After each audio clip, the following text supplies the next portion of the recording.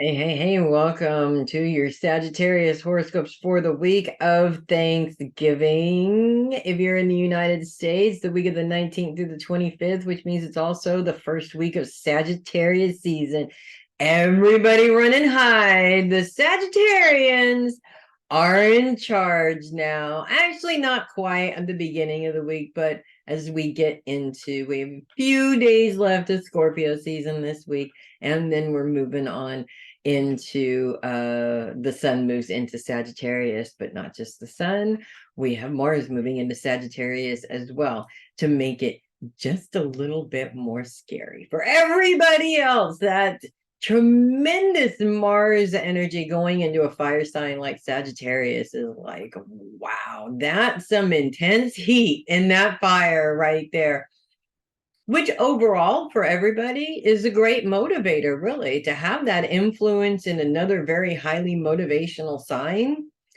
I'd like to see things improving at a mass rate all across the board. That would be really nice. That's what I'm hoping for in terms of this influence in Sagittarius.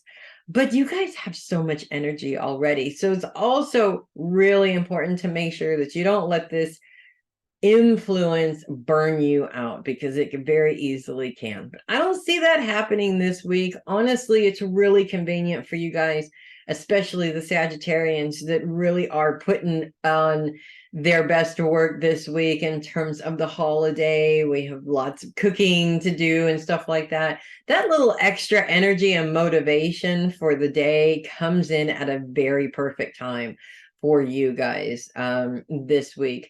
We do have the sun and Mars pretty much coming into your sign together on I believe it's Tuesday the sun officially moves into Sagittarius, and then the next day or two, no, Friday is when Mars officially moves into Sagittarius. Both continue to be in conjunction with each other as they move into your sign. We have both planets still in an opposition with Uranus. I say still, you guys haven't heard about it yet, but Scorpio's been hearing about it a whole lot. Yes, these two planets are still in an opposition with Uranus. Not an opposition that's going to last forever. And it's not the worst thing in the world either. It's more of a temporary inconvenience brought on to help you identify how you're getting in your own way, basically, because Uranus is very much focused on the mind and how the mind works. Uranus's influence is very rebellious. It's very out of the box. It's perfect for Sagittarius, but it's retrograde. So we're not being rebellious. We're not being out of the box. We're not trying to go against the grain in this particular situation. What we actually want to do is get a lasso and rope that brain into, and in order to be able to start using that brain to your advantage versus how it has been working. Now, one thing that we all do, not saying that only Sagittarians do this, but you guys really do seem to have a way of branding this as a Sagittarius thing, if that makes sense. Sagittarians really have a very easy time allowing their brains to convince them of absolutely anything, regardless of whether that's good, bad, or indifferent for you.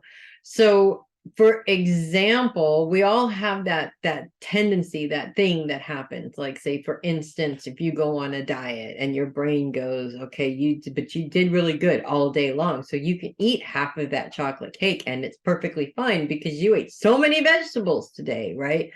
And it's really easy for you to fall into that. Oh, you know what? You're absolutely right. Let me eat 3/4 of the cake instead. It's, of course, really, really, really extreme. The point that I'm trying to make is that this challenge coming up for you guys, especially as these planets are focused on your long-term career goals, you want to be aware of when your brain goes to that space where it's trying to justify your actions or justify your inactions for that matter, in terms of making changes around the processes of the way things are going. We also have Mercury in Sagittarius, focused on your career very specifically. And Mars and the Sun are in a grand sextile with Pluto, as well as Saturn. Not Saturn, I'm sorry, Neptune. Neptune is all about intuition. Still retrograde, really strong intuition here as well. And so that intuition is helping you. It's always guiding you in the direction that you want to be going in. But if your brain is constantly justifying inaction, it doesn't really help. It's like your brain and your intuition are fighting with each other, and the brain is always going to win because you're not really identifying this intuition for what it is, if that makes sense. So it's something to definitely keep an eye on. It's not that it's bad that your brain convinces you to do things that you may or may not know are necessarily the best thing for you. Sometimes it's necessary. Sometimes we need that. It's when it's allowed to continue forever and you can visibly see that it's causing problems in your life. That is where you want to find the time to put the brakes on that. Because obviously, if it's continuing to cause a problem, it's probably something that you want to eliminate so that you can stop having that same problem over and over again, if that makes sense. Nobody wants to have problems over and over again. Last thing here that I want to look at, Mercury's focus in your career, which is in a sextile with Venus. Venus is focused on finances, very creative ways of dealing with those financial issues or making money, etc., etc., etc. There's a lot of energy going towards that direction as well. And it's definitely a good idea to sit down and take some time with that for a while, because with everything that's going on, something really important could very easily slip through the cracks. Rather than that happening, try to avoid it by being as focused as you possibly can on what you're doing at the time. I know, especially during a holiday week, there's like a million things going on and you're trying to just run around and get everything done.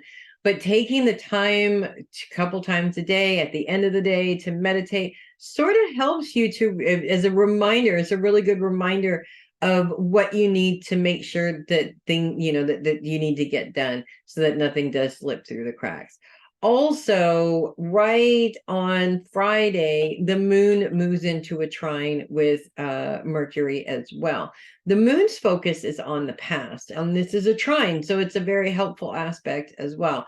We're looking at various different things that we've done in the past that worked, to incorporate those into your career as well, maybe because they could be good additions now because they were good additions before. So if you're coming up with these ideas of things that you've done in the past, that's okay. Sometimes the past things that you have done in the past, sometimes they come up for a reason. Try those tried and true things that always worked may still work now. Or if they don't work the way you used to do them, tweak it a little bit to make it more modern so that it works a little bit better. Either way, you don't want to completely discount it because it was something that you did in the past, if that makes sense. So that's what I have for you guys this week. If you love your horoscopes, do consider clicking the link in the description and sending a tip or donation through my coffee link. I would really appreciate that. Always do.